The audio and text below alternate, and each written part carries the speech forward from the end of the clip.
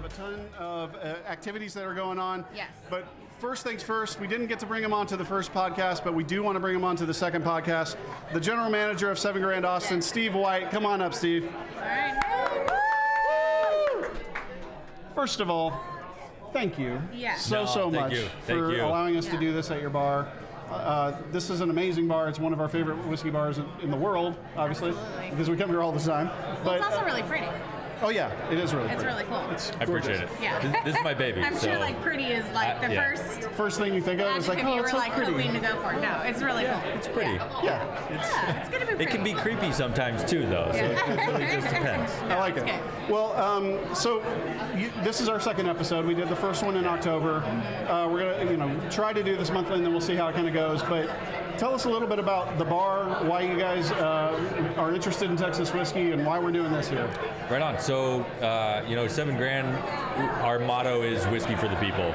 So when it comes to providing that experience for everybody via whiskey, but also in Texas, it's something that's really close to our hearts, being in Texas and a lot of us being Austinites. So it just kind of made sense right out of the gate, and it was something that we were all passionate about inherently. I really enjoyed balcones before I even came to run this bar. So the opportunity to put that in front of people and say, this is really good. Trust me, you're gonna like it. It's a wonderful opportunity for us, and that has only just grown exponentially. So with the way Texas whiskey has really just taken off in the last 3 years since I've been here, we're able to put more and more really wonderful whiskeys in front of people and just blow their minds.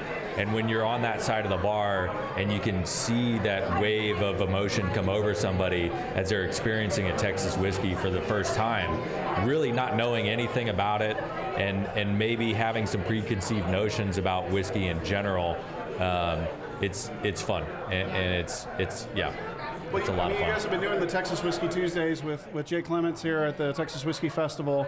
We have Meet the Maker, where we get to meet the distillers and talk to them. So I think we have Treaty Oak here tonight, which is amazing, and we'll be bringing Daniel Barnes from Treaty Oak here on later. But how has that been, like learning from the distillers and learning about the different whiskeys that they produce directly? So it's interesting the way that we kind of came to what we're doing right now, and it was by way of Jake. I was invited to be a judge at the Texas Whiskey Fest, and then we kind of had this. Jake, it wasn't we. I was just like, yeah, that's a really good idea. But we had an idea to do a focus day on Texas whiskey because we both realized how important it is to the whiskey industry and more so to Texas and on a much more micro level to Austin. Austin being the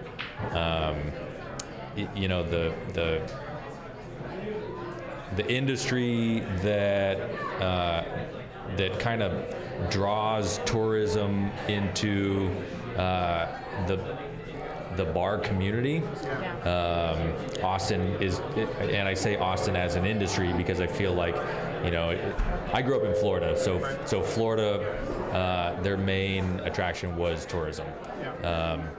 Anyway, it was cool to start and see people come in and just be automatically fascinated by Texas whiskey, considering what we're able to put in front of them otherwise. And when you have so many people who are passionate about Texas whiskey and them being the bartenders who have access to all of these other whiskeys and say, right, but all of this other stuff on the wall that I have is cool, but check out this Texas.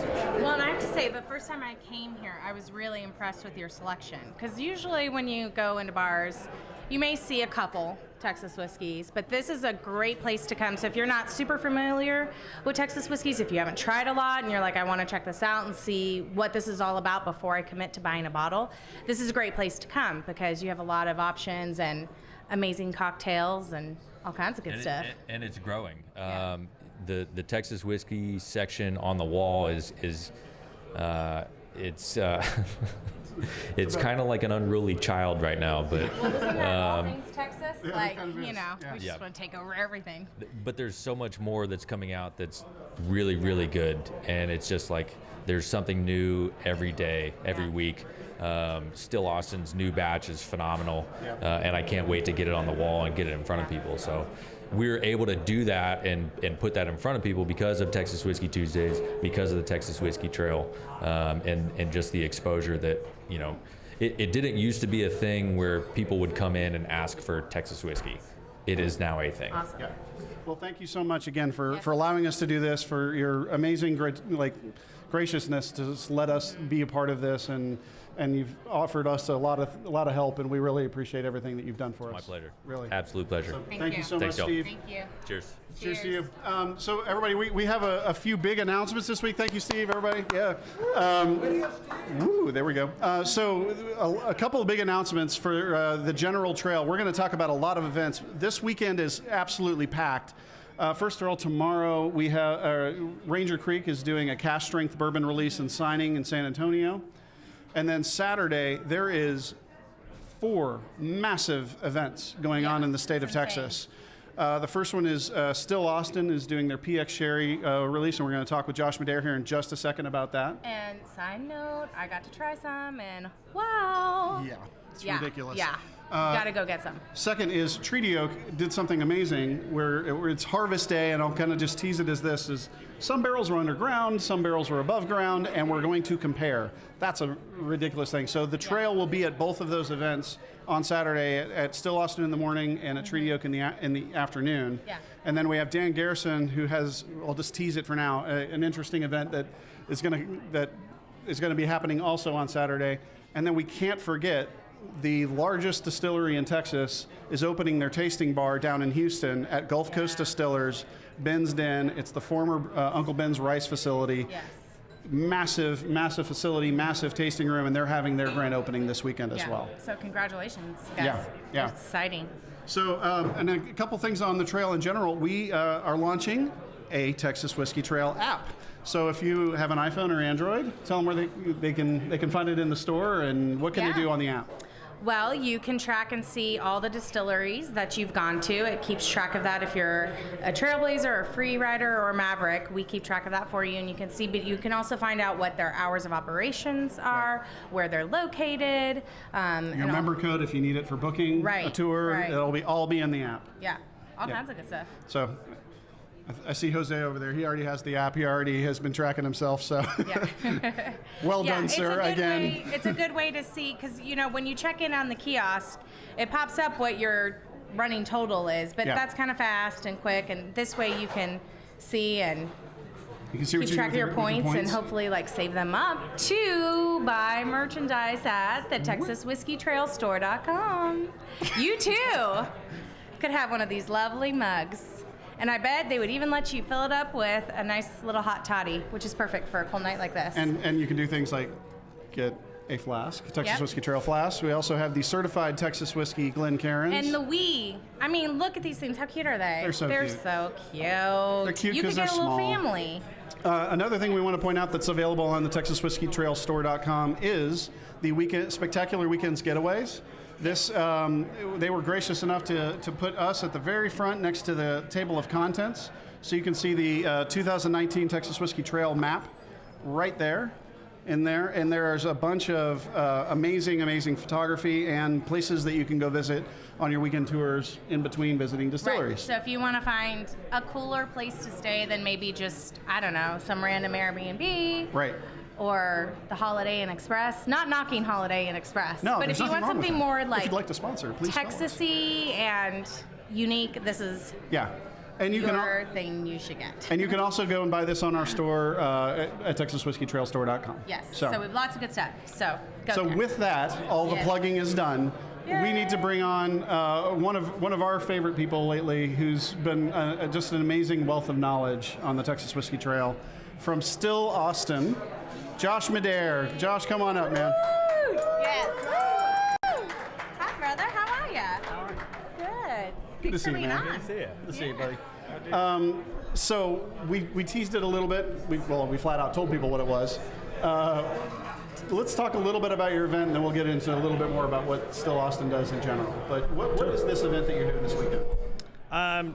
On Saturday, we are releasing what I believe is the first Pedro Jimenez finished bourbon released in Texas. Wow. We're really proud of that. It's our high rye bourbon, which is sweet and spicy, everything we like as Texans in bourbon, finished in Spanish sherry. So Pedro Jimenez, what they call a straw wine, or it's raisinated wine, which adds this kind of dark fruit characteristic and sweetness that is in the wine that as it marries really beautifully. And we thought those combinations of flavors would really go well together.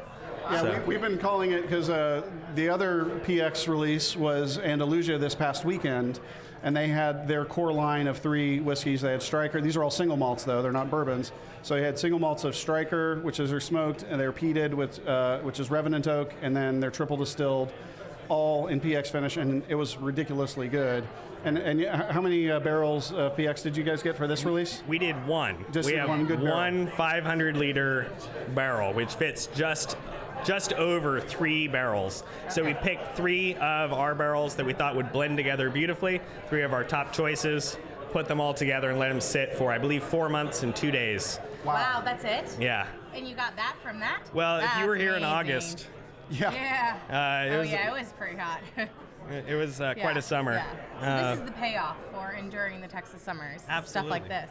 It's the exact opposite of today, basically. Right. 29 degrees today. What was Yeah. it, 109 back in August, 115? I don't know. Make up your mind, Texas. Yeah. Yeah.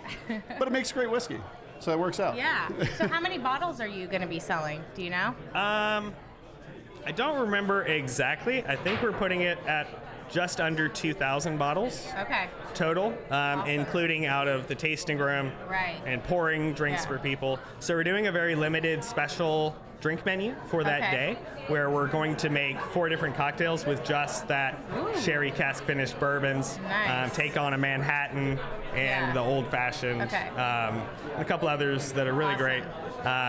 As well, we're doing something pretty special. For the first 200 people who show up to grab one of those bottles, we're going to give everybody a number. And if you are first in line, you get bottle 001. The first one to come off the line. Okay. So we're going That's to awesome. number the first 200 and give the first 200 people a chance to get one of those Awesome. first 200 numbered bottles. Fantastic. They're 375s. Yeah. So that way you can get 4. One of them will be numbered. We're not going to give one person 1 Yeah. through 4. Yeah. But a really great chance to grab one and have a great keepsake and Yeah. remember this part of history. And you also have your second release, so if they want to mix it up, you have your first and second batch releases, so if they wanted to mix it up, they could get like a bottle of that and 2 of your sherry, right? Absolutely. So for those of you that don't know, and if you go to a distillery, as you should on the Texas Whiskey Trail, you can have 1.5 liters of whiskey that you can purchase at the distillery per 30 days. Yeah. Laws, a little bit odd, not always fun, but at the very least, if you have this, you have the 375 of the PX finish, so you could get up to 4 of those, or you could get a 750 milliliter and then a couple 375s, right? Absolutely. And the batch 2 is really nice. We're really proud of how it's come along. It's still 1 year old, but it went through kind of different seasons where it extracted these beautiful butterscotch notes and vanillas that are really gorgeous. It's got a very smooth, soft mouthfeel, and we're really, really pleased with how it's Yeah. come along. Hashtag mouthfeel, folks. Right. Well, tell us a little bit about your process, because that's something that's so special and unique to Still, especially what you're doing with local farmers, with local grains. Tell us a little bit more about what you guys do. Yeah, totally. So at Still, we are completely committed to having 100% Texas grain. That's hard. That's not necessarily the easiest way to do things, but we go out of our way to build relationships with Texan farmers, and we're right now using the same 9 farms. We are using those farmers to source 100% of our grain. It's all Texas. Part of the reason for that is recognizing what's happening in the agricultural economy across our state. We really want to keep our dollars local. We know a lot of these farmers are trying to compete with large commercial interests, and we're trying to help Texan farmers keep their farms. Right. So we gather these relationships, we cultivate them over years, and so we have 100% Texas grain. All of our spent grain goes back to Texan farmers for free. It's still great nutritional value. It's good for soil enrichment and tilling it into the soil. And so our first thought starts with how can we support Texan farmers. Another thought we have is how we wield the Texas climate to make the best whiskey that we can. So we look to the French, and one of the things the French did was saw their barrels as their children. So the French say in the philosophy is called élevage, and it means to you think of you raise your barrels much as you would raise your kids or your horse. You can do everything exactly the same if you've got 3 kids. Yeah. They're going to turn out differently. Right. So you have to kind of adjust and make little tweaks as you go to bring them all into maturity together. And so what we're doing is a lot more hands-on, where we're going into every barrel and checking it very frequently. Sometimes every 6 months to start, and then sometimes monthly or even bi-weekly. So it's a labor of love where we're trying to grow these barrels into maturity, and it's shown us incredible results. That's awesome. And who's your blender on all those projects? So our blender is a woman named Nancy Fraley, who is absolutely brilliant. They call her Nancy the Nose. She is a spirits writer, consultant, master blender, judge at the San Francisco Craft Spirits Competition. She knows her stuff, and so she guides us and helps us figure out what to do. And it was pretty exciting getting a couple flasks in the mail from her. One where it was our bourbon finished in port barrels, just a little stave kind of infused in it for a month. One that was the Pedro Jimenez sherry, and one that was rum. And it was like Christmas Day at the distillery. We're all just cracking these things open and tasting them and talking about the different kinds of finishes on our bourbon. And we all chose to do the Pedro Jimenez first. And part of that is honoring our tradition. You know, when we think of Texas, we have this identity.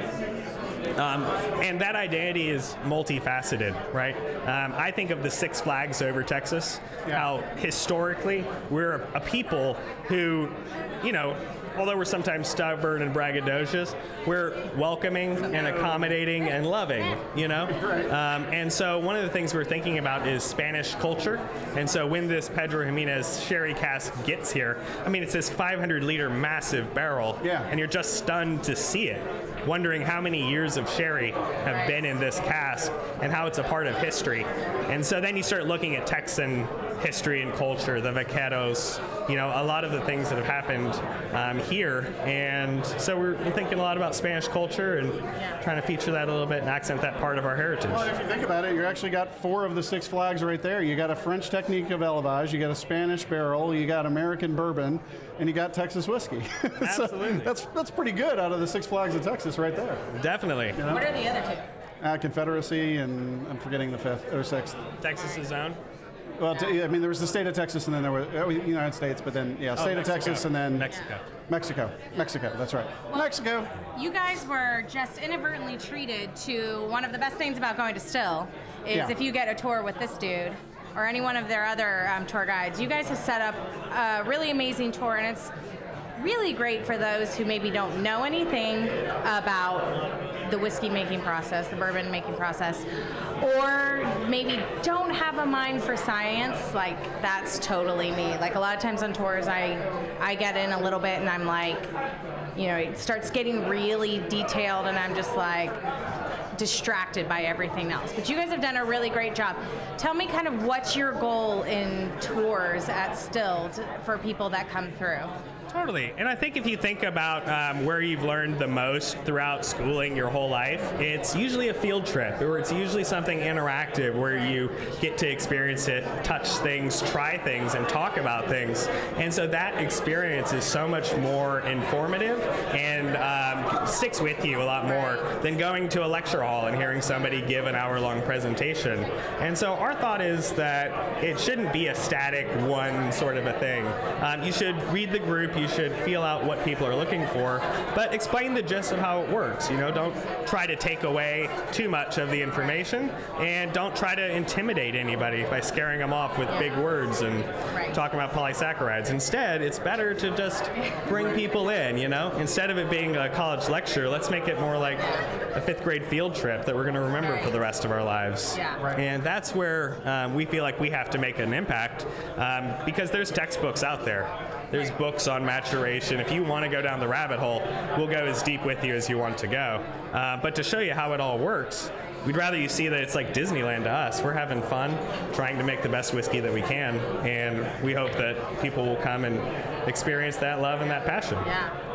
Well, so we have a little bit of a time limitation because the camera likes to reset every 30 minutes. So give us just a second. We're going to come right back to you, literally like 30 seconds or something like that. We're going to come right back to you, finish up talking about your event this weekend, what you can do for Trailblazers. So if you're a Trailblazer, stay tuned for just a second because we're going to have some interesting information for you too.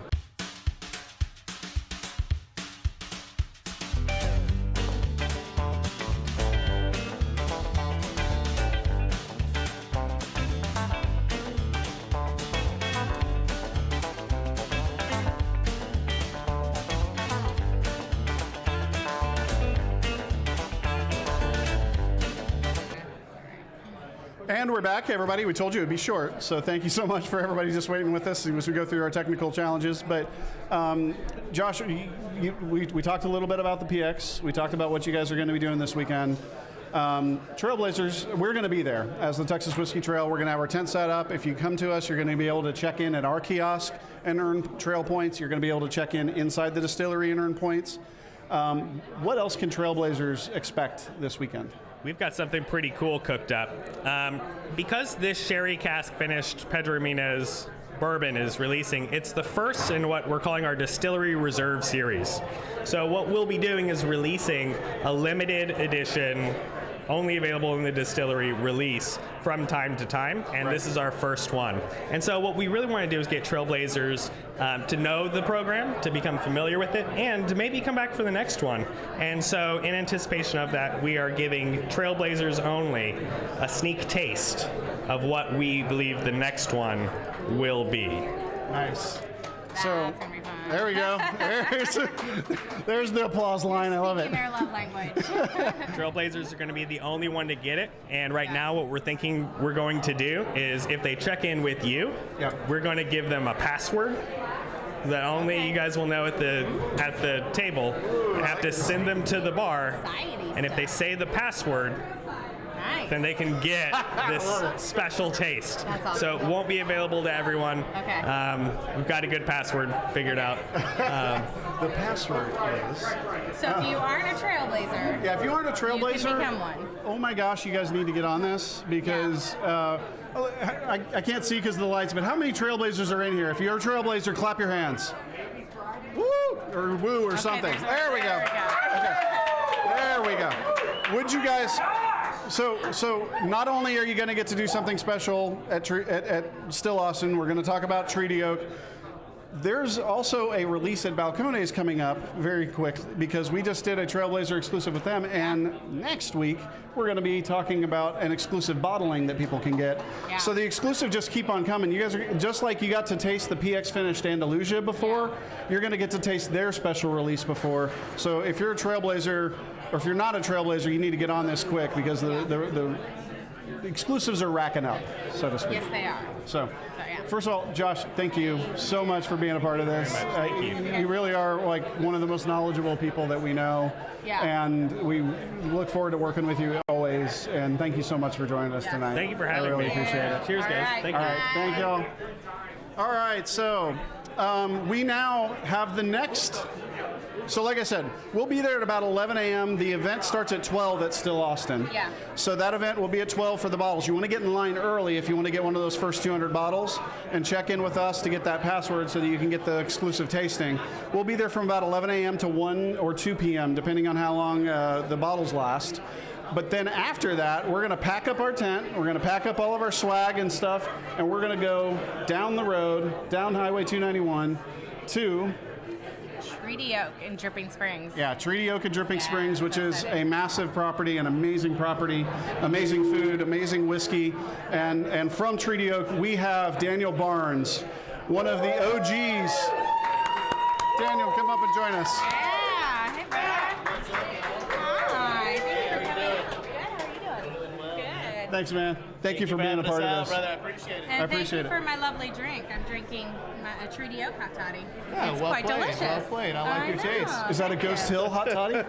I think so. No, Oh, is it? Is it? no, it's I think it's the red-handed. red-handed. Yeah, there's Yes, nothing sir. wrong with red-handed. Red-handed's amazing. Well, it's in a certified Texas whiskey. Well, I it didn't doesn't think, matter, yeah. I didn't think that through very well. So, Daniel, you have a ridiculously cool property, Thank you, man. and you're doing something ridiculously cool with that property this weekend. Or actually, you did it 2 years ago.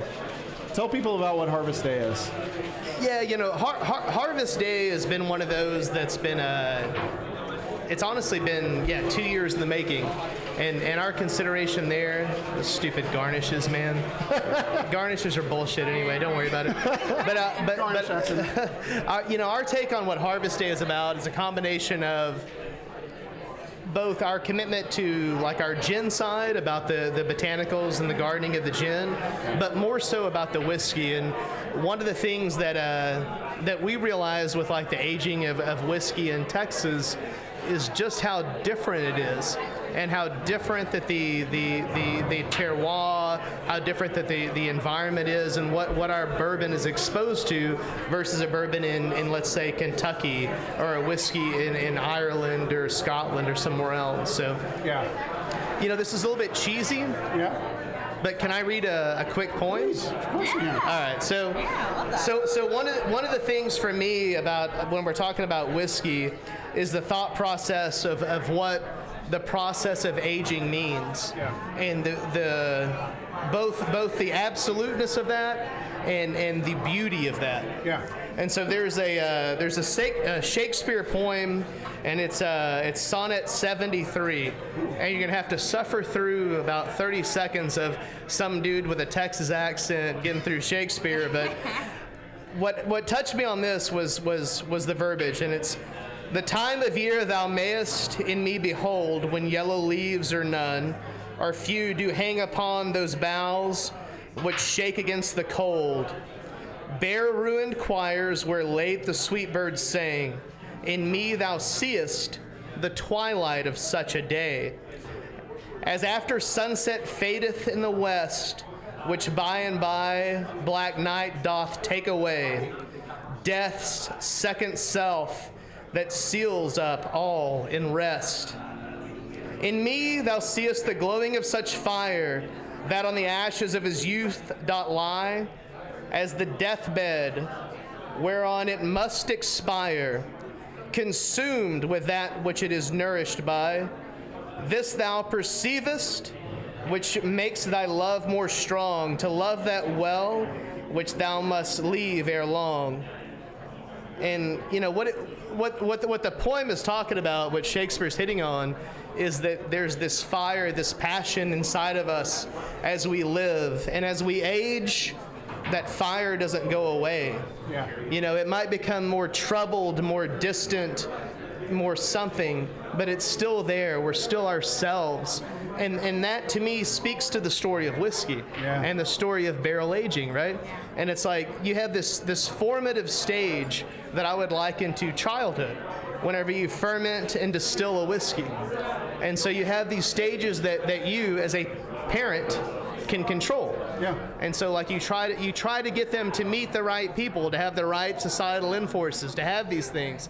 But as the whiskey goes off on its own, you don't have control. Yeah. We try to have control. So this was something for us that's a sampling of this. And I know it's a little bit of a verbose approach that I took, but it's like you think of like our bourbon, and we're sitting barrels out underneath the hot Texas sun, right? Right. So completely like this is what Texas does to it. Yeah. And then the barrels that we put 6 feet under are completely on their own, and they've been in this nice haven. Yeah. And so I'll let people decide on their own. I'm always very careful to not direct people on flavor and preference and what they like. But the contrast is humbling. The contrast is absurd, and I think. Were you surprised by that? Were you surprised by what happened? We expected some of those changes, but I don't think to the level that we saw. And it's also not just on how dark the whiskey is. It's the development of flavors, of vanillins, of tannins, of fresh fruit and berries. So what we saw is whatever was buried, it's almost like more relevant to a Scotch, right? Yeah. Which a Scotch is aged more slowly, more carefully, more delicately than what bourbons are. And so with those Scotches, you get the nuances of the grain. Yeah. And things like that. And so same thing with this, that the bourbon that was aged in the Texas heat, big tannins, big wood, and a balance of the grains we put in versus it was buried underground, very much down to what the grains were and what the mash bill was, and a sweetness and a difference that's I don't know. It's a fun comparison, frankly. So without tipping your hand, do you have a preference? Or is it just interesting, the comparisons between the two? For me personally. For you personally. I'm a sommelier. I went through the process of the Four Seasons when I worked there. So flavor palette and recognition is a big thing. But even given the delicacy of what we buried, I love what the Texas heat does, man. And I love what that does as this signature stamp on our bourbon barrels. Yeah. And I think that's something for us to all be proud of, from what we're doing at Treaty Oak to what, our next guest, Dan Garrison, is going to be able to talk about with his extensive experience with bourbon. But we're seeing how we get to deal with the elements. Yeah. And that to me is the greatest and the most important battle that we have. Well, it's interesting because you've heard it now. Josh talked about the élevage technique, raising children. You talked a little bit about it, how we're raising this up, and you're literally raising up a barrel out of the ground in this case, right? But resurrecting.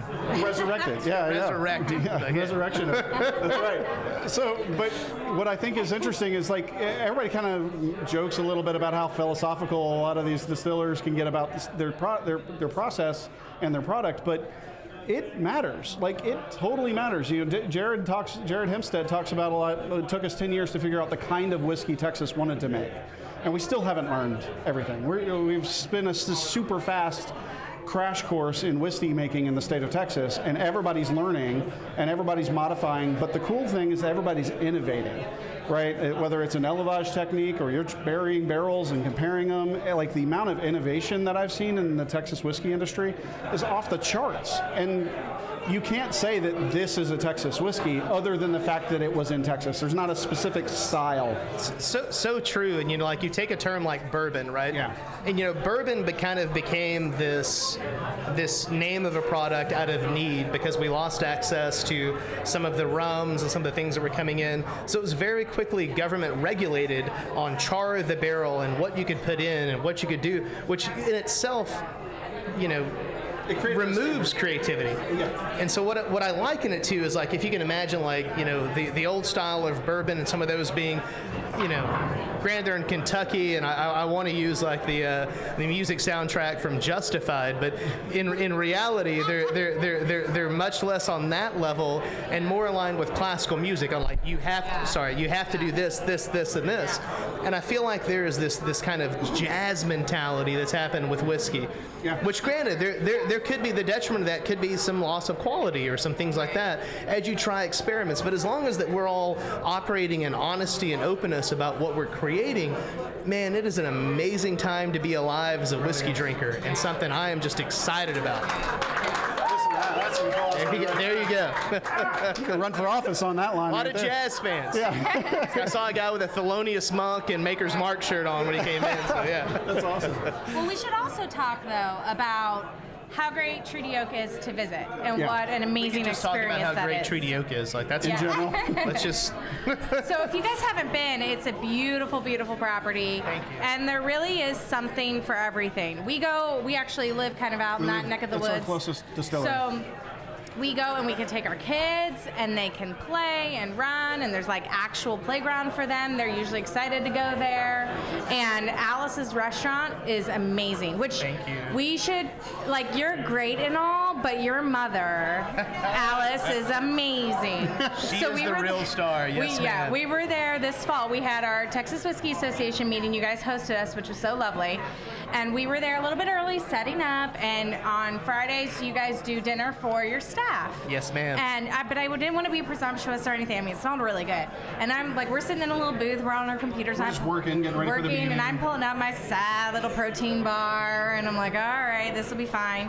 And your mother comes over and she's like, "Oh, you can't eat that. No, you can't have that. And I was like, "Oh, no, it's okay." And she's like, "No, put that away and you come over here and you make yourself a plate." And I had like the best tacos in my life. Yeah. It was That's amazing. awesome. So I just, even if you're not into all of the whiskey as much, and it doesn't do as much for you, which, some significant others, that's the case. Yep. I promise you'll have a great time at Treaty Oak. No, and thank you for that. And that the culinary aspect of my life has been a driving force and what's taken me down the whiskey path. And so being able to pair those and being able to pair, what whiskey goes good with what, and that's one. And again, to speak to what we were saying, we're not in competition with Kentucky bourbon. Yeah. Right. We're in competition with ourselves to make this better and push ourselves and drive ourselves. And one of the things that we have that I think is an intriguing, tenet or an intriguing, force that we've got is Texas barbecue. Yeah. We've seen something revolutionary happen here. And it's been, the term BBQ, barbecue, like that literally was a term that was put together for better be quit. And the idea was smoked meats that you better be able to pick up and run with. So it's like the most humble beginnings for a culinary aspect, right? Yeah. And I think that we've seen Texas take these and push it to a different level. And, we're doing things like, we've got our tri-tips, we've got our tomahawk steaks, things like that. But it all comes back to two things that will kind of wrap up this too, which is time and temperature. Yeah. And that's what creates everything that's happening with this, right? Same thing with our bourbons, with our whiskeys. It's what creates those. And temperature is similar to pressure in our lives. Yeah. And so you think of like what's made you, and it comes down to those things is like the way that you've lived your life, the time that you've had, the pressures that have been put on you. So same thing with like, what's made me able to be up here and talk to you guys, the amazing team behind me, the individuals I work with. Yeah. Same thing with like what makes a great brisket versus what makes a great bourbon. It's patience, it's time, and it's a willingness to make mistakes over and over again so that your grandchildren can make good barbecue and good bourbon. Right. Well, there is a great kind of parallel there because, like you said, it is time and it is temperature, but it's also wood, right? I mean, absolutely. So you're taking the elements of the earth, you're putting it together with time and care, and you're literally nurturing this thing throughout the process, and then you have to pull it out right at the right time. Like the timing has to be impeccable as long as you wait. Like you can't let a brisket go too long, right? Dude, we should do a podcast about this. Just brisket? It'd be amazing. Like brisket porn. So, but Scott Fogel is your pitmaster. Yes, sir. Lucky to have him. Amazing man. Yeah, I mean, we actually found out that Scott and I have like a really great friend from high school in common that is a great friend of his, and we chatted forever. And he was at another barbecue establishment here in Austin, just kicking ass there. But now he's with you guys, and I can tell you, we had it at our association meeting. Yeah. I mean, every Everything single we thing. ate Only getting better. So, okay, so let's talk very briefly, if you don't mind, about like what's on property, because you guys have like 4 or 5 different buildings. We talked about the Alice's restaurant. You obviously have the distillery, and you have a cocktail lab as well. Yes, sir. Right? Yeah, whenever I was originally a founder of the Texas Distilled Spirits Association, right, which is a different version of it now, but whenever I was the head of it, the focus there was a lot of the law changes and things that we were doing. That enabled us to sell bottles, cocktails, do tours. And so at the time when I was running that, I was in a 800 square foot warehouse off of Rutland. Like literally would pull up and kind of hustle a little bit to get into work, lock the door. So moving out to a 28 acre ranch in Dripping Springs is a dream. It was made possible by the law changes that we made and how we can interact directly with the consumers and with the public. And so at Treaty Oak now, whenever you walk out there, we've got a large tasting hall. We have a cocktail lab, which is, as you said, a little bit shocking out in the middle of the hill country to walk into a room that's got multiple centrifuges and rotary evaporators and ways that we're doing these crazy cool cocktails. We have a couple of our true rick houses, which are large barrel facilities now with about 7,000 barrels on property. We've got the distillery itself, which also has an educational component, a classroom where we can come in and teach both sensory development as well as production. And then we have Alice's restaurant, as we mentioned. Alice is my mom.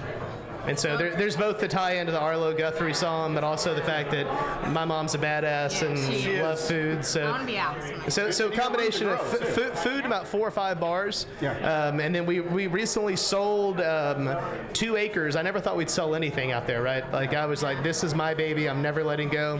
But we sold 2 acres to a company called Barton Springs Mill, a gentleman by the name of James Brown. James is he won't let me call him that, but I like to call him the Godfather of grain. I think it's a dope name, but James doesn't want to go by that. But he's done a lot with bringing back some of these heirloom grains to restaurants and bars. I know he's also done work with other breweries and restaurants, specifically with the before me on stage, Still Austin. He'd done a small project with him before. So he sources all of our grain, all of our corn, all of our wheat, all of our barley, any of the heirloom projects that we're doing. So we've done some Bloody Butcher, we've done some Walking Green, we've done some Hopi Blues.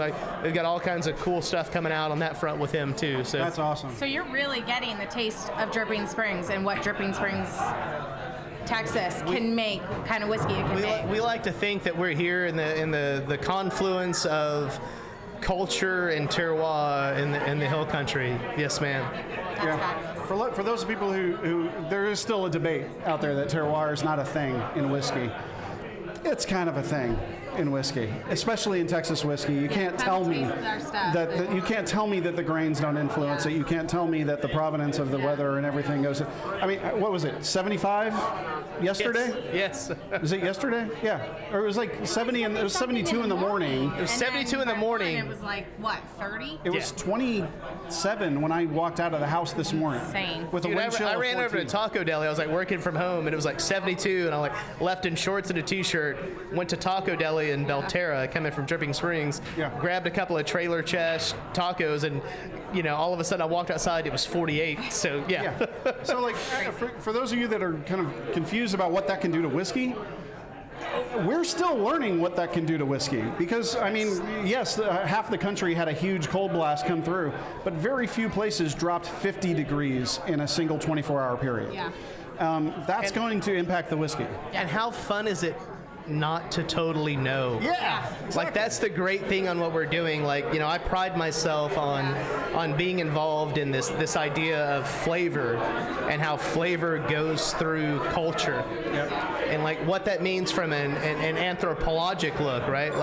How our ancestors dealt with flavor and things. We realize that food and wine and beer and whiskey were important parts of that. And it's just so cool to get to be at the cutting edge of what this is, and having folks like yourselves that are committed to bringing that message out as all of us have our heads down and are focused on the production side. And that's what we say. We say come and taste it because you have to come to the place and taste it. It's almost as important to be there and listen to the stories and learn things, as you were saying, just being at that place and knowing that there's kind of a place for everybody, whether it's your kids there's an oak tree with a slide coming out of it. There's something for everybody, but you can come and taste it too, and you can see it for yourselves.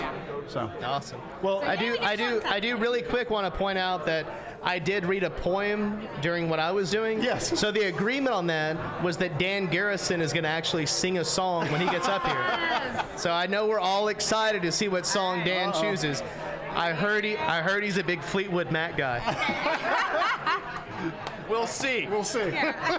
All right, well, let's just wrap with this. We will be there about 3 o'clock, 4 o'clock, depending on how quickly we can get back from Still Austin. The weather's looking good right now, cool, but I think it should be good and sunny that day, so that's going to be great.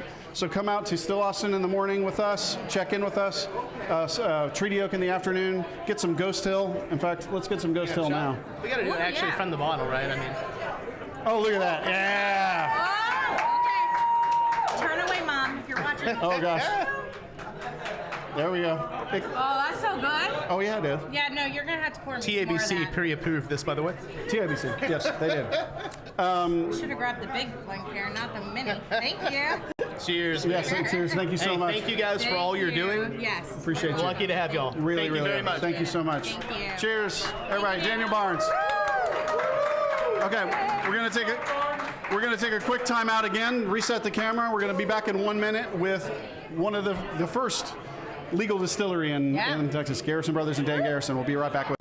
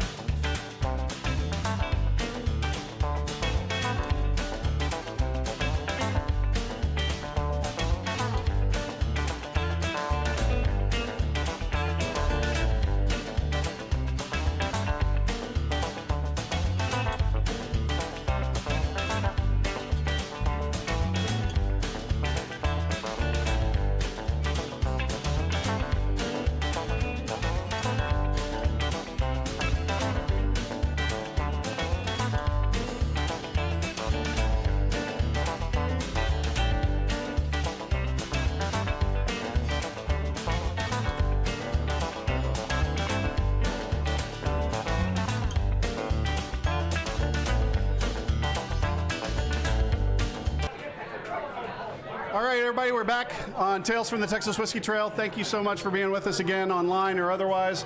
We'll be checking some comments here in a little bit. We'll be taking some questions here from the audience if you guys want to. But I want to introduce somebody who probably doesn't need any introduction, but we're going to do it anyway. The proprietor of the first legal whiskey distillery, bourbon distillery in the state of Texas, Dan Garrison. Everybody give it up for Dan Garrison. Let's go to Lukenbach, Texas, with Willie and Waylon and the boys.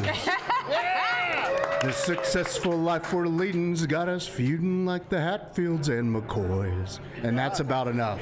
All right. Yeah, that's Texas Fleetwood. All right. So, awesome. Dan, we have something very, kind of breaking news. It's kind of leaked out there on the internet a little bit, but A lot of shit breaking really fast around here. yeah, there is. By the way, can we cuss on this show? It's the internet, dude. So sorry, Facebook. Well, we'll edit it out on YouTube so they don't demonetize us. But so, like you said, this weekend's packed. It just got more packed. We have the two official Texas Whiskey Association, Texas Whiskey Trail events that we're going to be at with Still and Treaty Oak on Saturday.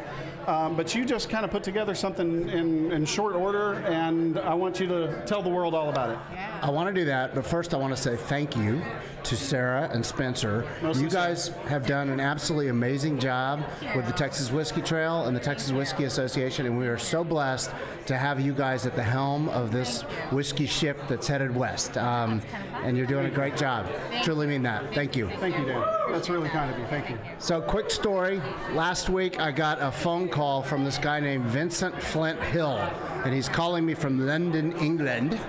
And he says, Mr. Garrison, I need to inform you that Jim Murray is going to be in Texas next week, and he would like to visit your distillery and do a book signing. And I'm like, oh, shit. Really? Next week? He said, yeah, he'll be there Saturday, November 16th. Okay. And I said, okay, let me think about this.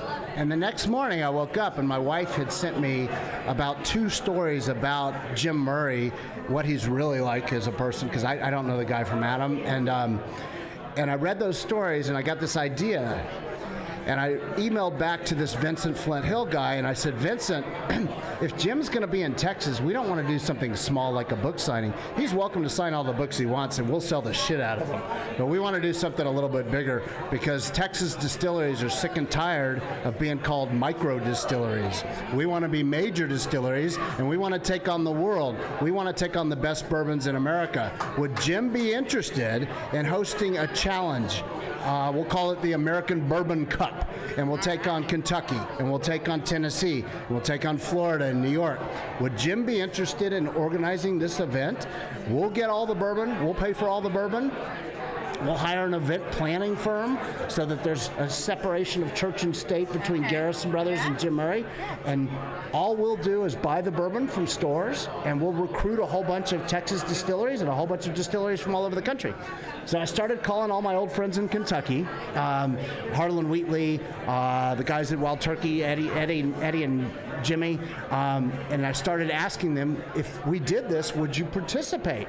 And I'll be damned if we didn't get a couple of participants. Wild Turkey is going to enter a rare breed in this competition. We've got George Dickel is going to enter Bottled and Bond. So we're going to have Few Spirits out of Chicago. We're going to have Widow Jane out of New York and Kentucky. We're going to have some of the best whiskeys, bourbon whiskeys that are being made in America there. And Jim is going to walk us through the Murray method, which is his process of elimination, is the best way to describe it. So all bourbons will be blind. You won't know what you're drinking. All you can see is the color and the nose. That's all you get to do. And he's going to take bourbon whiskey number 1 and match it against bourbon whiskey number 12. And whoever wins goes to the next round. And then bourbon number 2 goes against bourbon number 11, and whoever wins goes to the next round. And we're going to crown 2 victors, according to Jim, and one is going to be his favorite bourbon whiskey that he's tasted, and the second is going to be the audience favorite, the people that are there. So if you don't have anything going on, Saturday, November 16th at 2 o'clock, get your ass to Garrison Brothers Distillery, because it's going to be a lot of fun. Awesome. And we're removed from this. This is Jim's deal. We're not involved. All we're doing is buying the bourbon. I swear to Buddha. And if you don't believe me, send one of your distillery representatives to the event, and you'll see how it unfolds. But I'm excited because it's finally our chance for Texas to take on the world. Well, I think it's interesting. You know, they did a write-up in Texas Monthly about us last month. It's still on the shelves for the November issue. You were featured in it. Jim Murray was featured in it, talking about like the rise of Texas whiskey. If you don't mind, just talk a little bit about what has happened. You've seen it from the beginning, literally the beginning. What has happened in Texas whiskey that is finally getting the world to recognize that Texas bourbons, Texas whiskeys are, I don't want to say better than, but different from the rest of the world and unique? What has happened? The bourbon industry is scared shitless because all of a sudden Texas, Florida, and California were the 3 largest bourbon drinking states in the country. They always have been. Historically, they always have been. And all of a sudden, there's this revolution happening in Texas where we're taking on the big boys and we're kicking their ass. And I get the same question that my good friend Daniel just talked about a minute ago. What's different about Texas whiskeys? Well, every Texas whiskey is different. It is. That is what's different. So it's a very hard question to answer, and we have so much respect for each other. And I love Daniel, and I love Jared over at Balcones, and we've all kind of done this together, and we see each other at the same events. I'll be in Rockdale, Texas, at a liquor store, and I'll be damned if Jared Himstad doesn't walk in after me. And we shake hands, we give hugs, and we walk away. And so it's a lot of respect for everybody, and I think everybody wants to be the best. That's probably the key factor here. Nobody's in this to make a whole lot of money. I guarantee you nobody's in it to make a lot of money because they can't. But they are in it to make the best bourbon or whiskey in the world. And that sets the bar a little higher for the folks in Kentucky and for the rest of the world. So it's Texas, you know? There's something about this freaking state that creates this morale and this motivation to succeed and this entrepreneurial spirit, and it's just a great place to do business. Yeah. Well, and I think one thing that's interesting is that you blazed the trail on the Texas bourbon side of the world, and Balcones kind of brought the single malt in, and now we have so many different varieties. Like there's a upcoming article. I'll say the magazine when it comes out, but they're doing it about certified Texas whiskey, which is the standard that we created at the association, which says that from grain, so start with grain. Doesn't have to be 100% Texas grain, but every process from grain to glass has to happen in the state of Texas. That's mashing, fermentation, distillation, maturation, and bottling. Yeah.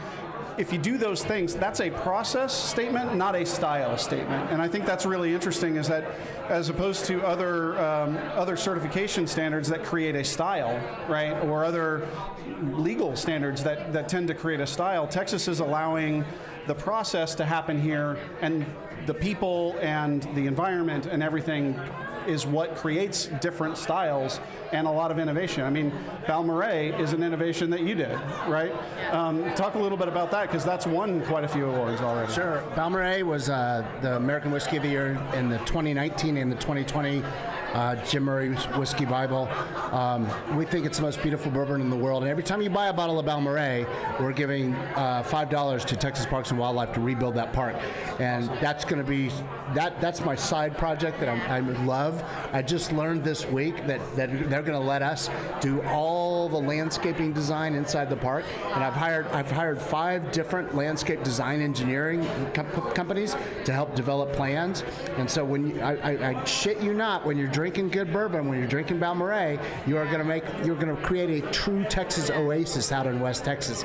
And I'm so excited about that. We have a presentation to Texas Parks and Wildlife on December 1st to present the plans, a 100-year plan for Balmorhea State Park, and we paid for it 100%. But now we've got this bill that just passed. I'm getting totally into politics. Should I shut up now?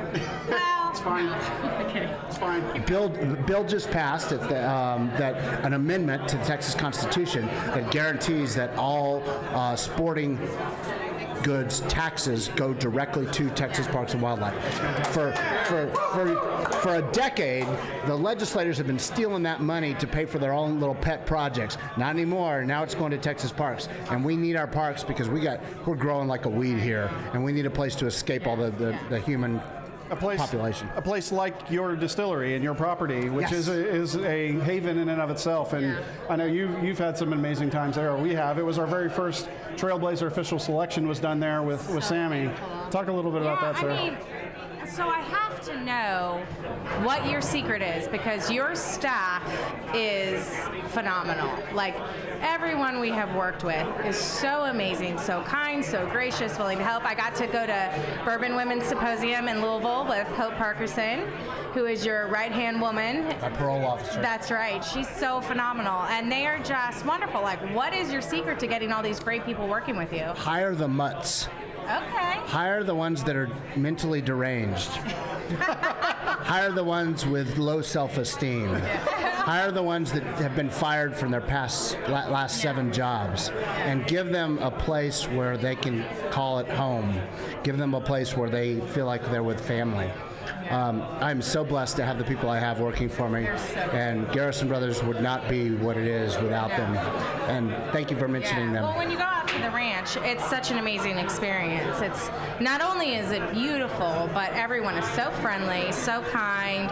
I love your grown-up lemonade stand that you have, where you can get lemonade or tea and then go into the shop and get the good stuff poured in. And now you have the Whiskey Shack open, which has some really incredible food. The other thing that I would encourage anybody, if you're an entrepreneur and you're going to start your own business, to do is to think about a much higher purpose. This is not about making bourbon. This is not about making money. This is not about selling bourbon. Good bourbon can change the world, and I truly believe that. Good bourbon creates friendships. Good bourbon creates legendary stories. Good bourbon creates a sense of belonging and a sense of purpose and a sense of friendship and a sense of kinship. And so we're using bourbon to change the world. And I mean that in so many different ways. Just this past weekend on Saturday, we had 640 guests out at the ranch. all to celebrate Veterans Day, and all to celebrate the Nimitz Museum, which is down there in Fredericksburg, the National Museum of the Pacific War. General Hagee, Marine Corps Commandant for 3 years, and we're both flipping burgers. And every single time I drop a burger for the kids, flipping the burgers, General Hagee would look at me like, son, and I'm like, oh, Jesus, don't hate me, General.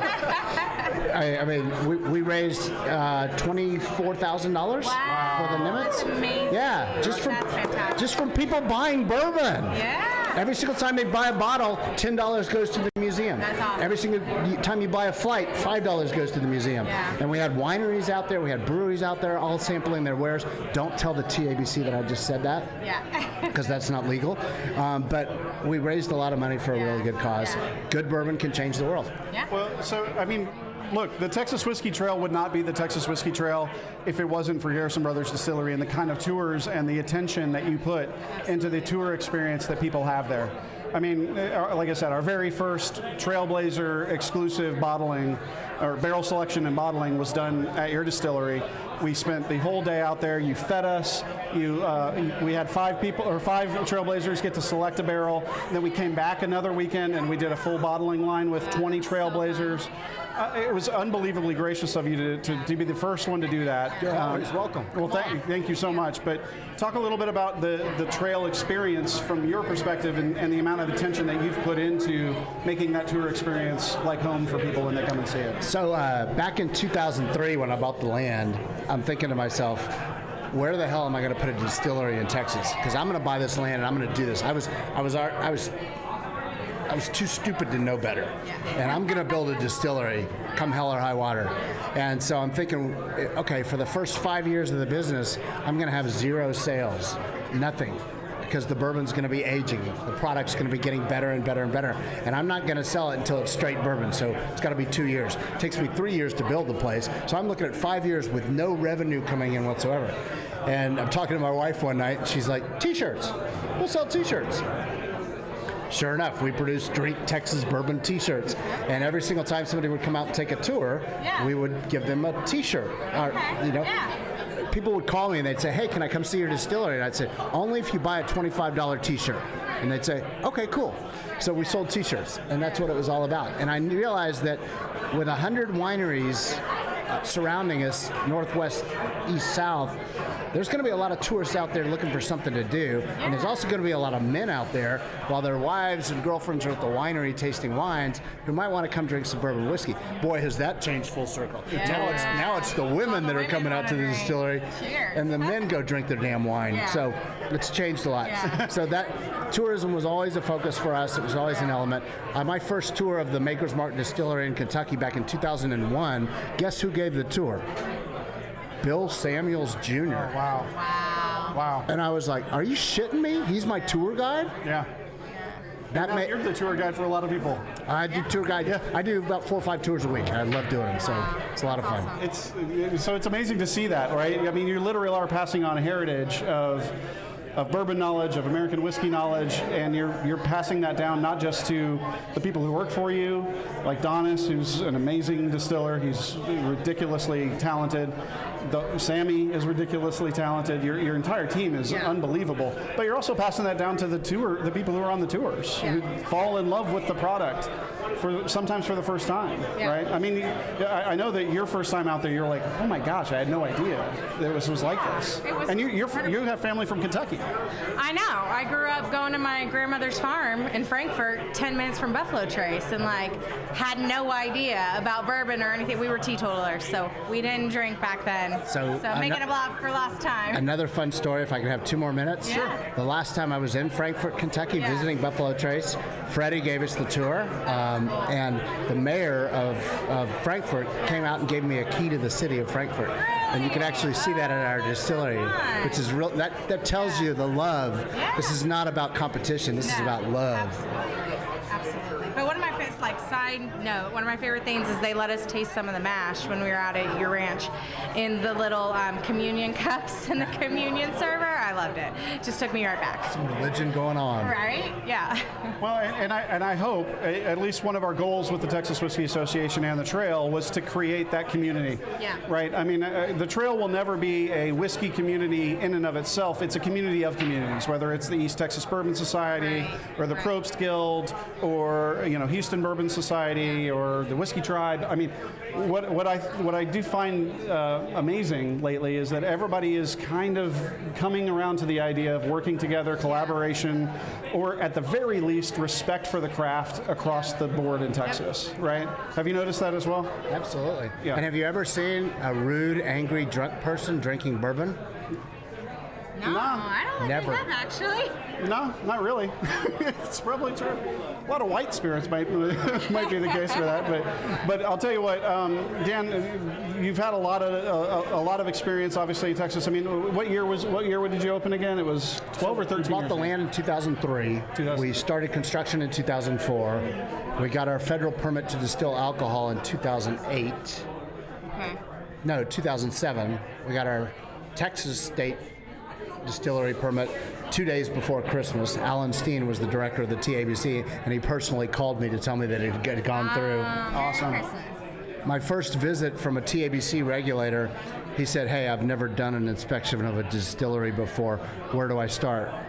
I said, "Let's start at the bar." So you have as much or more experience than anybody in the state of Texas. What's next for you guys? Like, from what you've learned, like you said, Balmorhea has come around and everybody's recognized that worldwide. What's next for you guys, whether it's product or tours or otherwise? We have a new product coming out in 2020, Okay. around the May-June timeframe. I can't tell you how it's made because there's a little bit of secrecy behind this one. Sure. But we're going to call it Laguna Madre, after the Gulf of Mexico and all the waters down there. Yeah. And a lot of the money we raised from the sale of this one is also going to go to Texas Parks and Wildlife. And it's the most beautiful bourbon I've ever tasted. Really? And when it comes out, after that, our next objective will be worldwide domination. All right. Well, you heard it here first, folks. Well, that'll be, I assume, a certified Texas whiskey. It sure will. And we'll give a little bit of a plug because if you go to texaswhiskey.org, which is the association side of the Texas Whiskey Association, we have just launched the listings of certified Texas whiskeys in the state. It took us a while to get everybody to submit theirs and do the certification process where we actually go and see the grain, see the stills, see the barrels, make sure that the DSP numbers are there, and all the things, basically just following the TTB rules and making sure that it's done here in the state. So if you want to check that out, you'll be able to see all of Dan's products on, you just click on the Certified Texas Whiskey section, go and sort by distillery or by style, and you'll be able to see which products in the state are actually certified. So thank you for kicking off that trend, and we're excited to see it move forward. Absolutely, and thank you for the incredible job you're doing. I'm not shitting you Thank you. So you brought a level of professionalism to this cowboy industry that kicks ass. Thank you. We've had a good time. We're working on it. There's still a lot of cowboy there, so we'll get there. But Thanks, thank you, Dan, good so stuff. much. Have a good night, my friend. Yes. Thank you. See you. Cheers to Dan Garrison. All right, folks. So Hey, that was we fun. did it. It's been about an hour almost on the Y'all dot. survived. You survived Cheers. great. We want to encourage everybody to come down to 7 Grand Austin, not only Yes. tonight, but any night, or come down or follow the Texas Whiskey Festival on Facebook, and you'll be able to see other Meet the Maker series. I believe next week on Tuesday is the Meet the Maker with Still Austin. So the Still Austin team will be here. This will be after their PX release, and they'll be able to talk to you, and you get to meet and try some of their products. And then our next event is going to be obviously this weekend, but we are going to have something very special in December, and we'll talk more about that soon. But if you're in the Gulf Coast region, we hope to have something very exciting to announce for that very soon. So come out. Did you say come out this Saturday? Yeah, I think come you out said this Saturday well, to if Still you didn't, Austin. Come out to Still Austin or come out to Treaty Oak. Yes. We're going to be there. We will have Texas Whiskey Trail gear, so you can do a little Christmas shopping. Find some good stuff if you want to, see a shirt before you buy it. I totally get that. We'll have stuff. But come out, have a good time. So come out and see us, and then also if you're a trail member, especially a trailblazer, you're going to get an email here very soon about the Balcones special, the Balcones release of the Trailblazer selection that we blended along with 20 other Trailblazers. It is a completely one-of-a-kind single malt from Balcones, and we're super excited about that. So a lot of stuff coming up. Thank you all for watching. Thank you, 7 Grand, for hosting us, and thank you, everybody, for being here and listening to us. We appreciate you so much. Thank you so much. Cheers. Cheers.